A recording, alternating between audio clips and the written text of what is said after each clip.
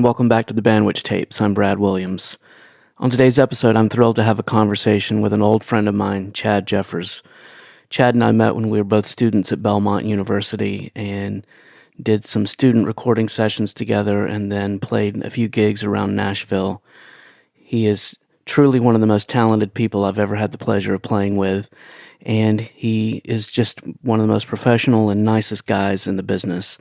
After Belmont, he went on to tour with groups like the Wilkinsons, Keith Urban, Kenny Loggins, and has been with Carrie Underwood for many years now. He is also a successful real estate agent in the Nashville area, and we talked some about that and how he pivoted during the pandemic to launch a very successful business. And he's just one of the most inspiring people I've ever met. And I know you'll get a lot from this conversation. So, without further ado, here's my conversation with the incredible Chad Jeffers.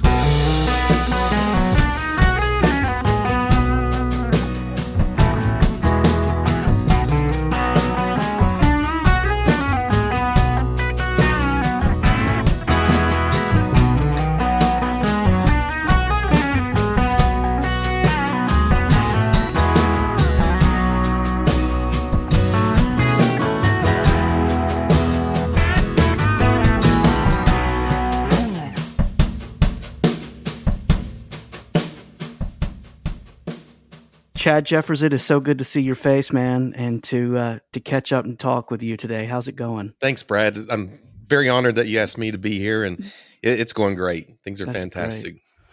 As I was getting ready for this today, I've just been kind of strolling down memory lane in my head and thinking about us playing music together many, many years ago while we were at Belmont University. Feels like a lifetime ago, but it kind of feels like a year or two ago at the same time. You know what I mean? I know time. It's a weird thing right now. I agree. It feels like it was ages ago, yet there's certain things that I see or certain things that happen in my life where I'm like, oh, that reminds me of the Belmont date. And I'm like, oh my gosh, that was a minute ago. But it feels like it was just now. And I know. It's really weird, but it's always great to see my Belmont alums and hang out with you. I know. I feel the same way, just, run into people and through the years bump into people that I knew from school and just seeing people doing great things like you. And it just makes me so happy to see how life has just seemed to treat people well, like yourself. And thank you. It's really good. As we're just catching up, we've moved into this new phase of life as husbands and dads. And, it's all just a fun new thing, isn't it? It is. It's a lot of fun, but no one taught us how to be a dad, so that's exactly not formally. Right. I mean, that's right. Great, but yeah, I feel like I still feel like I'm just kind of figuring it out as I go along. It's a fun challenge, but it's so rewarding to do it too. Yeah, it definitely is. Yeah, you and I were at Belmont back in the 90s. Yeah, gosh, that feels so weird to say that. And we, I can't remember how you and I met each other. I think at some point I came in and recorded on some stuff that you were doing, and we just kind of started playing some music together. Yeah, that's one thing I loved about Belmont was just kind of the people that you fell, or like bands that you just fell into and started playing, and especially there at the studio was always very vibrant, just with people coming in and out, and people meeting people there in the studio. Yeah. And like, hey, show me your new lick, or what you got going on. I know. I remember when I reached out to you about being on the podcast. I remember telling you one of the things I remember about us working together was that we recorded a song for your dad. Yeah. Yeah, that was one of his Christmas presents because I had no money. I had given it all to either guitars or to Belmont, and so he had this little song, a little Christmas ditty that he had written a while ago. My dad being a singer songwriter, that was his main thing, and so I took it and I thought, man, I'd love to get you and a couple of the other guys, and Zach Childs was in on that. Yes. I'm like, man, let's make a recording of this. And he absolutely loved it. Like Christmas that's awesome. morning, it made my day. I was just like, this is so great. Oh, that's great. That was very special. So thank you for being a part of that. Oh man, absolutely. It was an honor. I remember it was a funny little, a cute little song. Yeah. And I remember us playing on it. Yeah, it was really neat. How's your brother doing, by the way? My brother's great. So he had been out with Joe Nichols playing bass guitar. He was also in the band Pinmonkey that we had as a little, he and I and a couple other guys. And so he's been great. He was out with Joe for 18 years, and this past December decided to hang it up. Really? So he is living out in the country, and just he and his wife, and just loving a simple life. And wow! I can't blame him one bit. Nope, not at all. Is he basically hung up playing it, or is he playing at all? Yeah, I think he plays with just friends, just kind of around in the community and everything. Yeah. But yeah. I remember him being a really good, just a fantastic, solid bass player, and loved getting to play with him. Yeah, he's great. He really is. Yeah. I was thinking back. I remember we did some gigs. There was a pizza place near Belmont. Yes. The really small place. Not Giovanni's, but I don't know. I know. It's going to drive me crazy too. I've been trying 3 o'clock in the morning. What it is, Brad. I remember. Yeah, and Michael was singing on those gigs too, right? Some of them, yeah. Some of them he did some of those gigs too. That's right. Have you talked to him? Is he Michael Reynolds? Michael Reynolds. Yeah, I haven't spoken to him in ages. We just after Pinmonkey, we just kind of went our own way, and that was just kind of the way it happens. Yeah, I remember him being just a great singer and great tenor voice. Yeah, great tenor voice. Yeah. So, as I tend to do on here, I like to kind of go back and kind of find out where this all started for these great musicians I get to talk to yourself. I think you're from East Tennessee, right? That's correct. Yeah, Kingsport, Tennessee, and obviously a musical family. Yes, very much so. Yeah. Was it all around in the family? Was it? Yeah. So my mom, she played piano, but more just like church piano. Mm-hmm. And she would always say, she goes, I'm not a musician, but I'm like, yeah, you can play piano and you can read music. Yeah. I don't really read a lot of music, especially on guitars. I did on saxophone way back when, but yeah, so she played piano, and my dad, singer-songwriter, mainly playing acoustic, and and then my brother, of course, playing bass. I think for me, where it started was watching my dad, and he would go out and entertain a lot of different, little retirement parties or little conventions or whatever, just in the East Tennessee and the regional area. And he was just such a phenomenal entertainer, and, storytelling, joke telling, and singing and all that. And I remember, being really, really young, and I wanted to play guitar with him. And, looking back now that I'm a dad, I'm probably like, oh, okay, how's this going to work out? And he got me this little toy guitar, and he said, okay, I'll bring you out on one part of the show here. And I said, okay, great. And I don't know how old I was, but I remember this pretty well. I remember the floor was like the tile, like brown tile, kind of an older place. And everyone was sitting in somewhat of a horseshoe, kind of banquet style. And he brought me out. I started playing, and someone threw something at me. And I'm like, okay, I don't know. Then someone else threw something else. And come to find out, they were throwing money at me.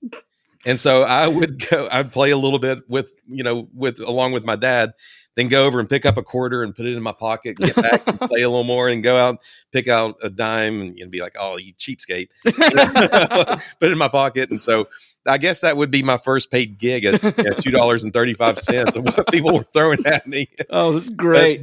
That was kind of the start. So that was, obviously just playing a toy guitar. But when we actually really started playing, my dad did a performance for a group called the Rainbow Girls, and Rainbow Girls were like 13 to 18 years old.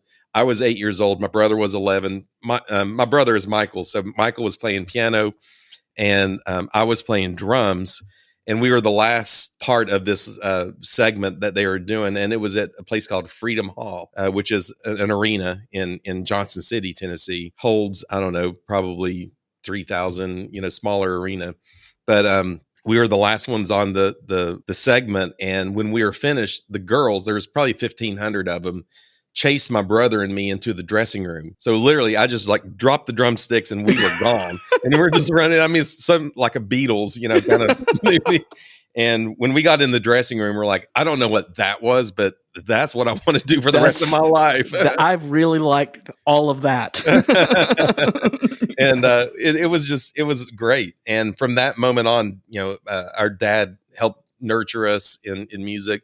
He was never one of the stage dads or whatever they call it. He never was like that. It was always, we were more or less pushing him on all the stuff we were doing musically, and which was a lot of fun. And kind of a side note, my first actual like professional gig as a musician, like after Belmont and everything, I was with a group called the Wilkinsons, and their first show we were opening for Tim McGraw at Freedom Hall. No way. Same place of all the places in the world. Oh man, it was that place just by just happenstance. So that is so cool. This is definitely a full circle moment right here. Really, that is so cool. I can't imagine what that feeling had to be like to come back and be like, I remember getting chased into the dressing room, and here I am now playing with the Wilkinsons. Man, that's so cool. Yeah. When did you start playing dobro? I started playing dobro I was a sophomore in high school. Okay. And by this point, my brother and I, we had experienced, because I started on drums, then went to piano and actually had more formal training with piano. We had a little family band and our guitar player dropped out. So I thought, I'll play guitar. How hard can it be? So I got a guitar and started learning guitar. And my guitar teacher also played dobro and pedal steel. Phenomenal musician, Rick Hicks. Shout out to him. He was great. I mean, literally at 10 years old, he's teaching us the Nashville number system. Wow. And all the things, so that's when I got to Nashville and certain people were just learning it. I'm like, this is how I learn music, right? With numbers. And what a head start that is. Yeah. It was crazy. Yeah. And so he had a dobro and I was just fascinated by it. But what was the real kicker is we would watch a show called American Music Shop that was on the Nashville network, TNN. And which was a great concept of like all these A players, like, session players like Mark O'Connor and Harry Stinson and Brent Mason and Glenn Worf and, Michael Rowe is like, I just had Matt Rawlings on the podcast, by the way. There you go. And it was just an incredible show. And then they'd usually have a couple of like country artists, and then they'd usually bring out a little more obscure, more indie artists. And this one particular show had Leo Kottke playing a guitar, which I'm a big Leo Kottke fan. But that was the first time I'd ever seen him was on this show. And then Jerry Douglas was playing dobro. And like, I remember the moment I was just like, oh my gosh, what is that he's playing? Right. That's the coolest sound ever. So I went to our local record store and looked up Leo Kottke, this particular album T-Bone Burnett produced. So then all of a sudden I'm on, T-Bone Burnett, Jerry Douglas, Leo Kottke, and I'm just like consuming, like trying to find everything that those guys had worked on. And by then, like I said, my brother and I were trying all these different instruments, and my parents were like, okay, dobro, that's at least $1,000 just to get started on. And they're like, yeah, I don't know about that. But my dad had two guitars. He had a Gibson 63 Gibson Dove, which is one of the ones behind me here. And then he had another one that was the Ovation. And I asked him, I said, my guitar teacher said, well, he needs something to at least try it on, try playing slide guitar. So my dad let me use the Ovation guitar, and he put a pencil up under the nut to raise the strings. He worked at a place called Eastman Chemical Company or Eastman Kodak. And he drew my guitar teacher. He had a dobro bar. And so my dad drew it and took it to the machinist there at Eastman. They made me one. Wow. And then I got some finger picks and started learning on the Ovation guitar. Unbelievable. That's so and then one day, my music teacher just said, he goes, he's playing more than I can play on dobro, and he probably needs a real dobro. Yeah. And so it was that Christmas that I got my first dobro, which I still have. Oh man. And that was the start of it for me. Wow. And little did you know, I mean, you obviously probably didn't see it at the time, but it was just setting you up, learning how to play all these different instruments to make you, a successful multi-instrumentalist, right? And, because you've played a lot of instruments in many of the touring groups you've been with, right? Yeah. And that's been one of the things that I feel like that I teach whenever I talk to students or go to universities and speak is that, I'm like, just try it. And, the artists that you're with, they know that you're just starting. So, there's some grace there, but, in terms of the dobro, I remember, it was like March or April before I graduated Belmont. And, I'm thinking, I didn't know what I was going to do after school. I'm like, I don't have like a job or anything. And I'm just like, in terms of like dobro was my principal instrument. And I'm thinking, did I, not necessarily with my degree, but did I major in the wrong instrument? I'm like, no one plays dobro. And then people are saying, that's exactly why you should be playing it. You should be playing it, yeah. And I remember that I was in a band there at Belmont, and we were trying for a record deal. Matt Rawlings was actually going to produce us. Matt Rawlings and Kenny Greenberg. Really? And they were taking us around to different labels and different publishers and different people, just trying to get, a barometer on like what they're feeling about us with the band and everything. And little did I know that one of the, when you walk into a publishing company, you don't know hardly anybody in there. There's song pluggers and there's, there's the admin staff or whatever, but you don't really know. And especially in college, I was like, okay, just another room full of people. But what I didn't realize is that one of those people was Doug Johnson, who was a producer who produced the Wilkinsons. And he had the Wilkinsons manager from Fitzgerald Hartley call me about that same time that I was like doubting everything.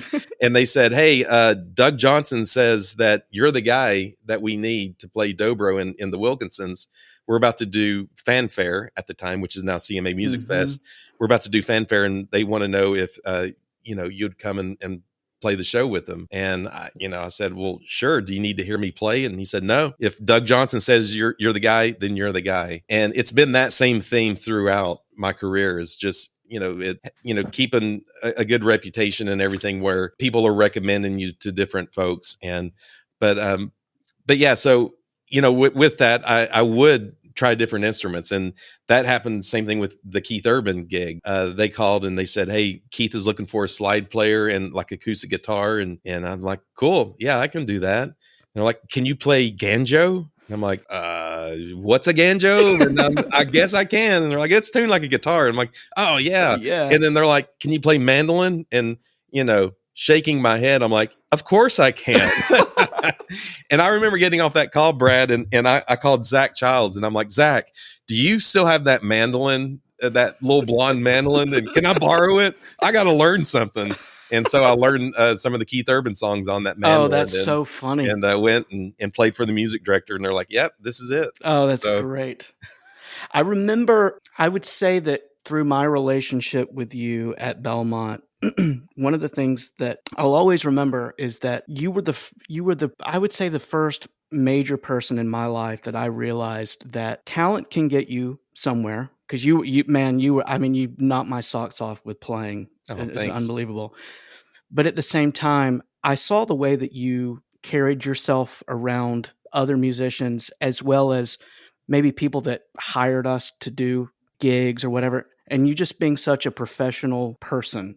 And I would say that I would imagine that another secret to your success is just knowing how to be the right person, being the right hang on a gig with people. And I imagine that's carried you a long way in your career. Yeah, thank you for that. And I completely attribute that to my dad.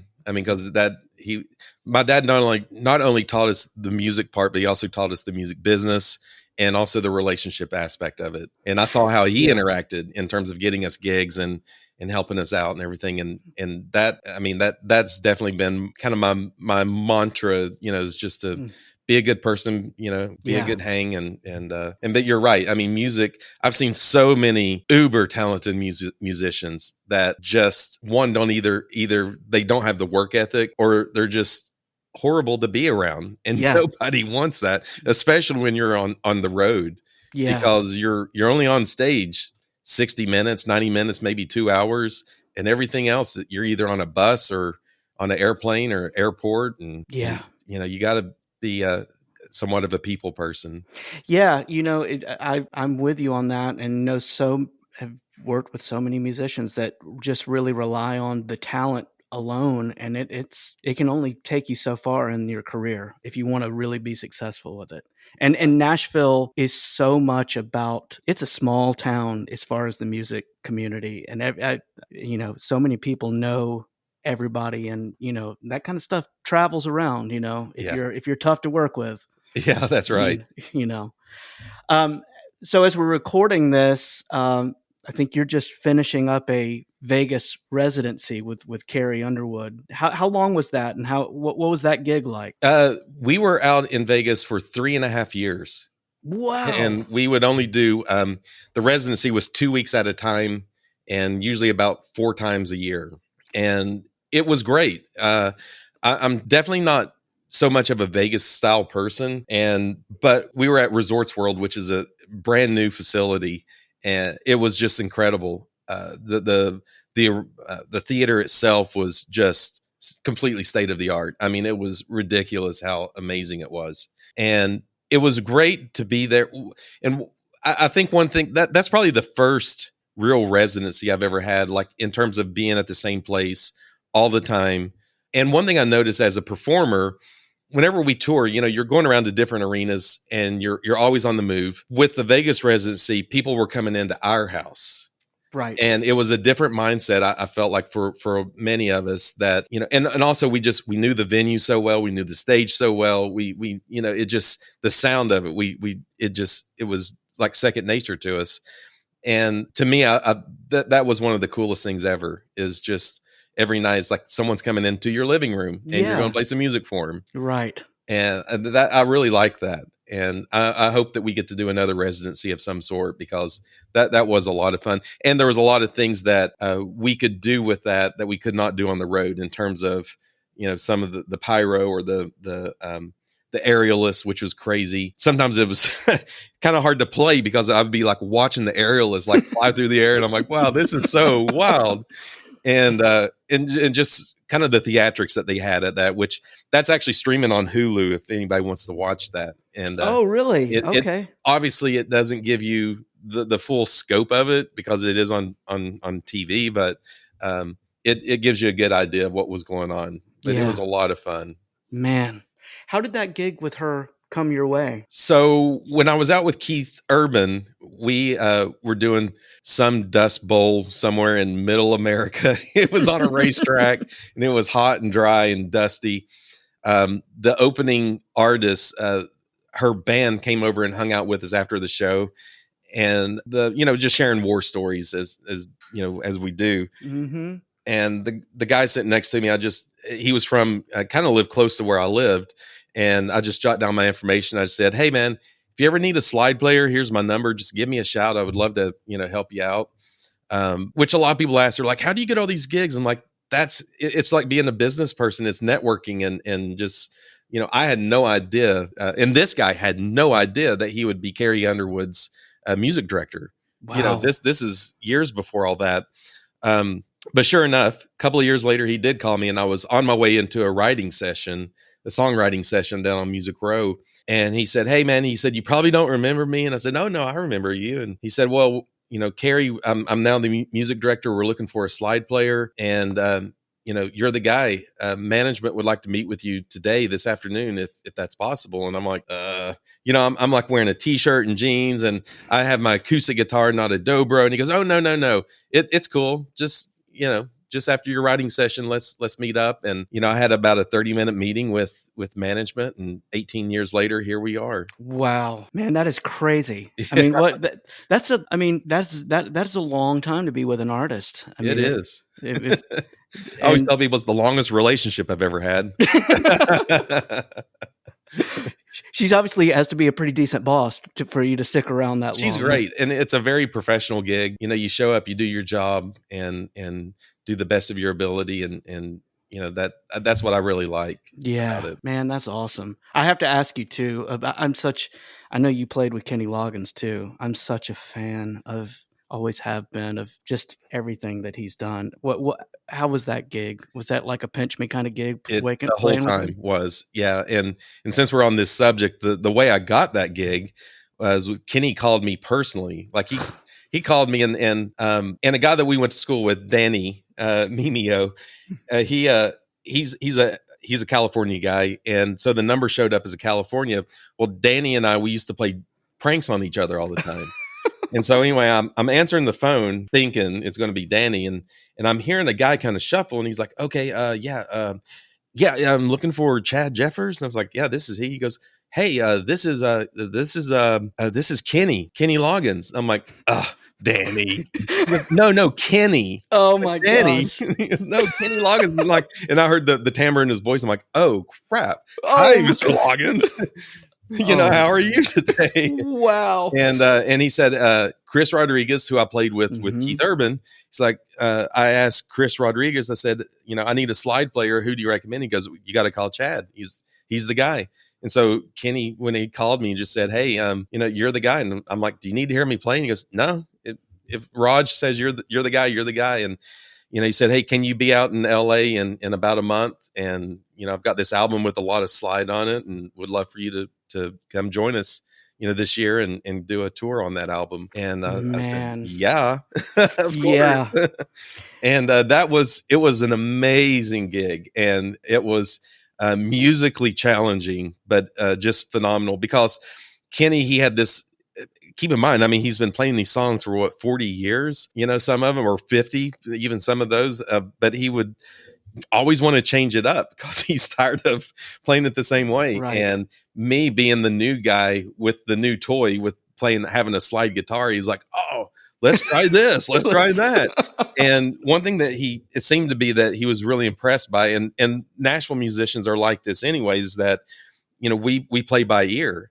And so he could sing something to me and I could play it back to him. And he just thought that was the coolest thing ever. And so he'd be like, oh, try this. So he'd sing something and I'd play it. But what was fun is at night when we'd actually play the show, all of us are looking around like, which version did we land on? Oh, man. Because we went through so many different ones. But it was just a blast. And it was, the band was on Kenny's bus. And so we traveled around, and I was always, picking his brain on everything and everything I could. And so that was just a remarkable year, touring with him. And even since then, he did like a little country thing with Gary Burr and Georgia Middleman called the Blue Sky Riders. Oh, yeah. And he called me and he said, hey, I would love for you to be the band leader on this. And we'll record at Sound Emporium. And I'm like, yeah, this is another pinch me moment, And we just had a blast. We went in and cut 3 or 4 songs, and I had all my friends hanging out. So. Oh man, that was a good band. That group that he put together with them. Man, that was a good project. It was a lot of fun. Yeah.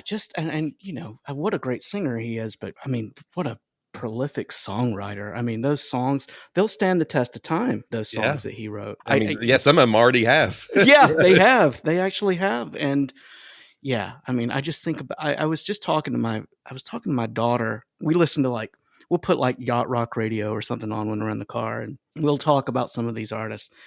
And I was talking to her about the fact that when you and I were kids, he was the soundtrack of all of these movies when we were 80s. Kids. Yes. Yeah. It was unbelievable, between Footloose and Top Gun and Caddyshack.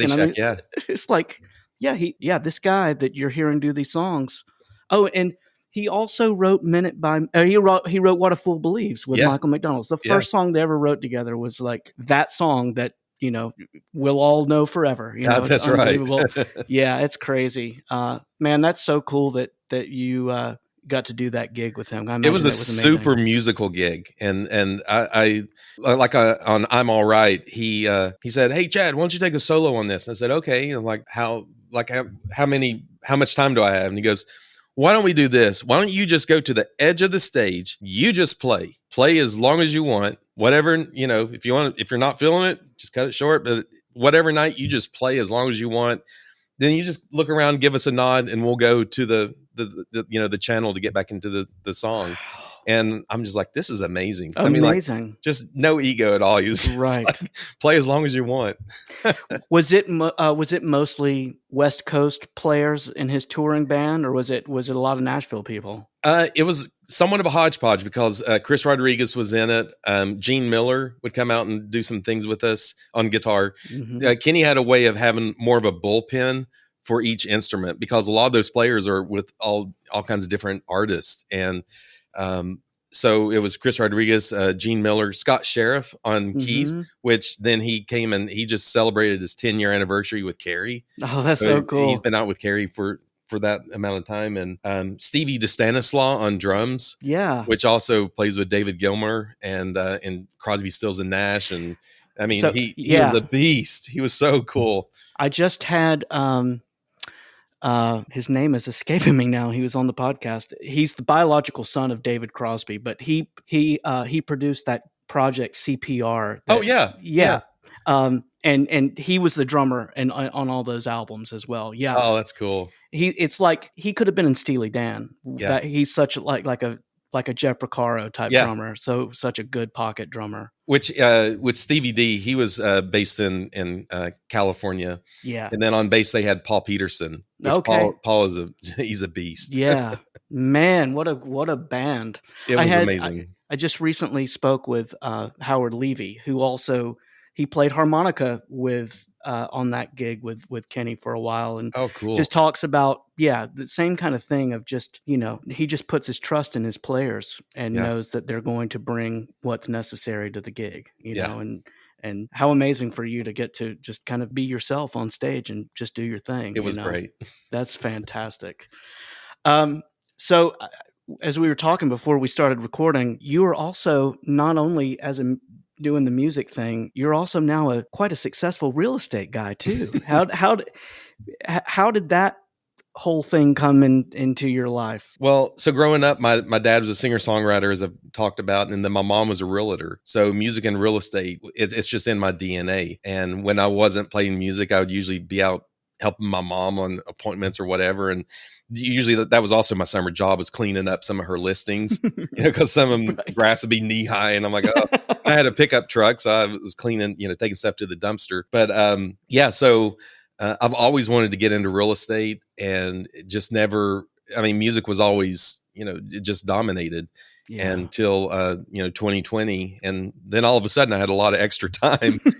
And so I thought, man, this is the time to do this. And got in, and I worked with Compass, and they had a sports and entertainment division. So I work a lot with musicians and artists, and it's great. And they trust me because they know that I know about how their lifestyle is, and some of the things they need in terms of like having a music room or a studio. That's a great thing about Nashville. Some of these houses already have built-in studios. Right. So it's pretty cool. But I love it. And to me, it's very much like being a musician, because you do the job until the job is done. Mm-hmm. And there's no clocking out at 5 p.m. And it's you just work and make sure it's done. And all in all, I'm in the service business, whether I'm on stage. Carrie Underwood's my client, and also everyone, the concert goers are my clients. And whether I'm doing that or whether I have someone looking for a house, or selling a house, those are my clients. And I'm there to make sure that it's a smooth, transition for them, and it's all good. So I see definitely a parallel with that. One thing that I'm working on right now is actually a course called Be Performance Ready. And when I went on some of my first appointments at solo as an agent, I started getting like butterflies and kind of that anxious feeling, and which I haven't had in a long time. And I'm like, what is going on here? This is really bizarre. There's two people I'm about to meet with. Why am I kind of getting the jitters here? And one thing that I found out is that now I treat, before I meet a client, it's the same process before I go on stage. And so I'm putting that into a course to help other entrepreneurs or salespeople just show up better in front of their people, in front of their audience. And it's Be Performance Ready. And you can find more on chadjeffers.com/BPR. And there's a free download. But it's really cool. And I'm speaking to a lot of universities about it and helping, music students as well as talking to other real estate agents and helping them.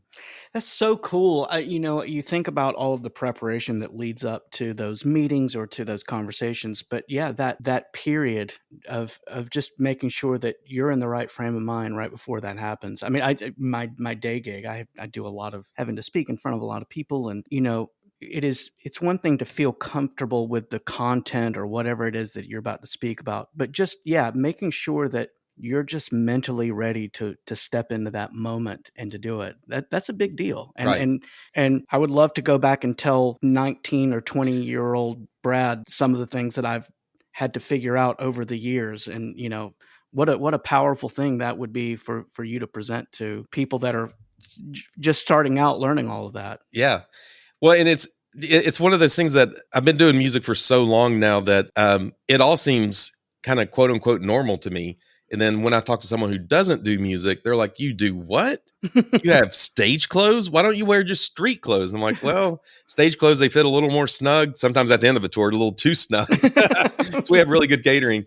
But, I'm like, we have stage clothes because when you put those clothes on, like there's a mental shift. Like you're it's time to go to work and it's time to go entertain. And, and so it's the same thing with real estate. I've got like one specific suit that when I need to really show up, in a big way, that when I put that suit on, it's a custom suit. So I know that when I put it on, it's like, all right, does it put you in a different frame of mind? Absolutely. Yeah. That's so smart.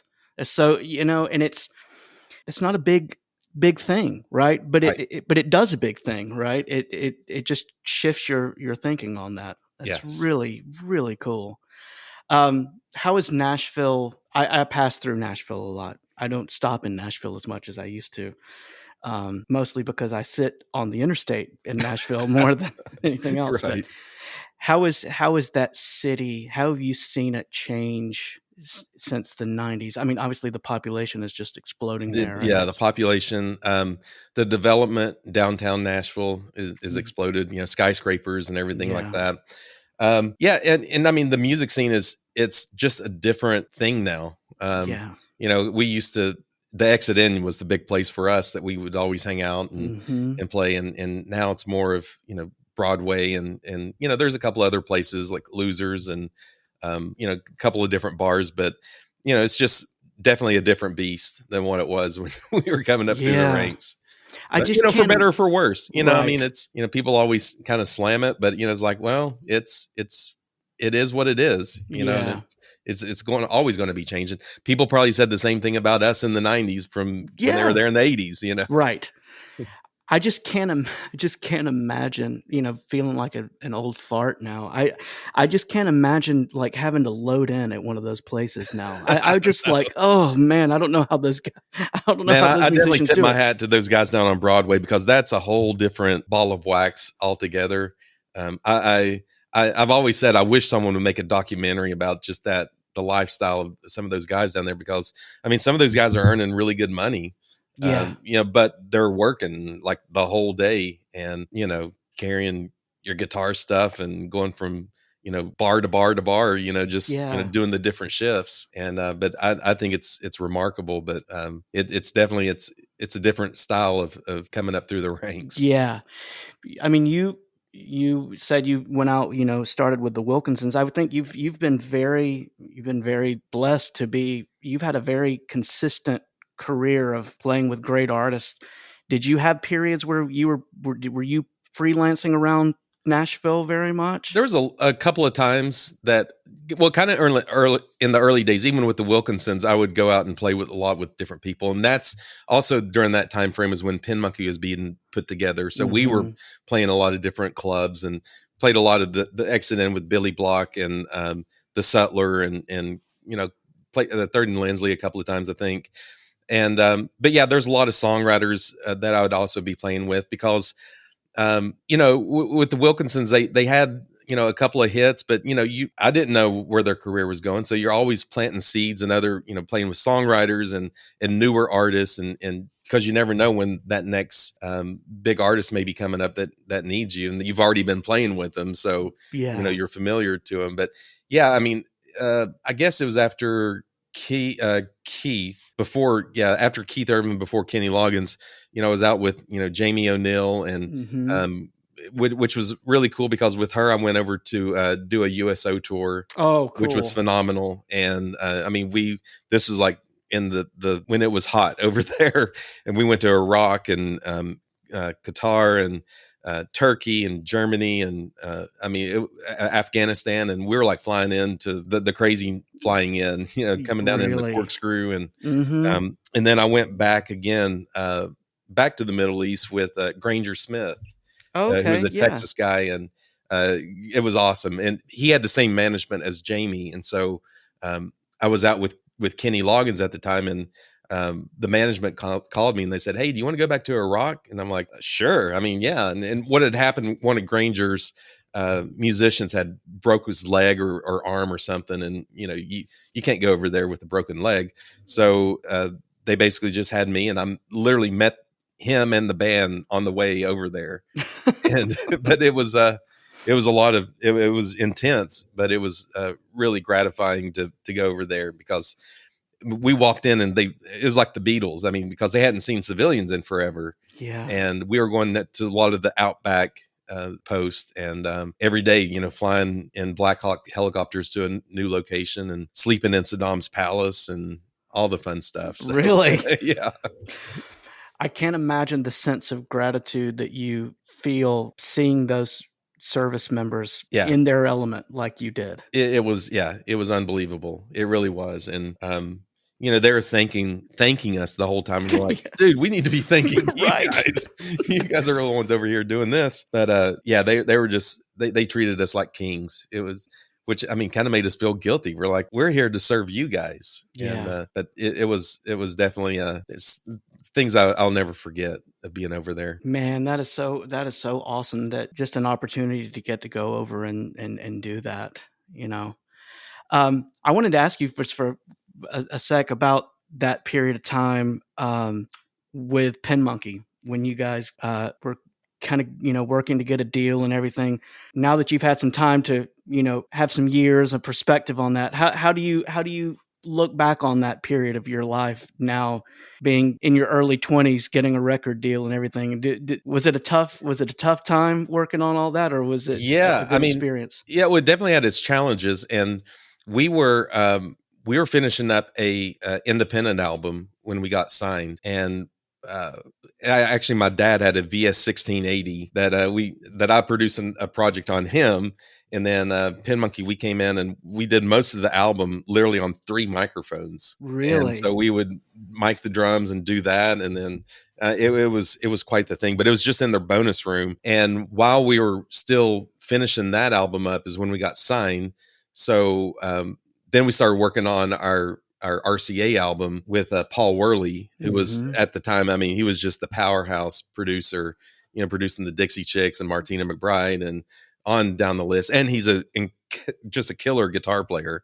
And so it was a little confusing because we were, doing 2 projects at once, but we were excited, and you're just running on adrenaline because especially back in those days, getting a record deal was like the big thing. Yeah. That was like, that's what everyone was shooting for. And it was just a lot of fun. And it was also fun to be doing that with my brother, to have him a part of it. And I look back at it with just great memories. And it was, it's amazing just the amount of recordings that we did, I think, as a group, just in a short period of time, because we did the independent album, then we did the RCA album, then we did another RCA album with Mark Bright, and we were pretty much done with that. And then that's when they dropped us. Then we went and did another independent album after that. Wow. Most of that was recorded in my house, and Mark Bright was part of that, the independent album, which that's when he and I started,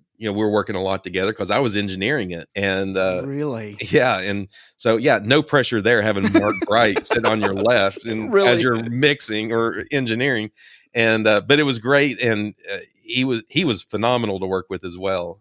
Just a great guy, which of course he produced the Rascal Flatts and Carrie Underwood. And I remember him mixing some of our stuff. and going into Starstruck Studios and seeing some of Carrie's stuff laying around as they were putting together her first album, which I thought was pretty wild. Like seeing some of the the track sheets and everything, but which I think he is very instrumental with me getting on with Carrie. So and even the Keith Urban thing. Keith was a big fan of Pinmonkey as well. So all of those things, a lot of things point back to the band, in terms of what I've done in my career. Yeah. I think I remember back hearing you guys for the first time and, and knowing you and it was just such a fresh sound, and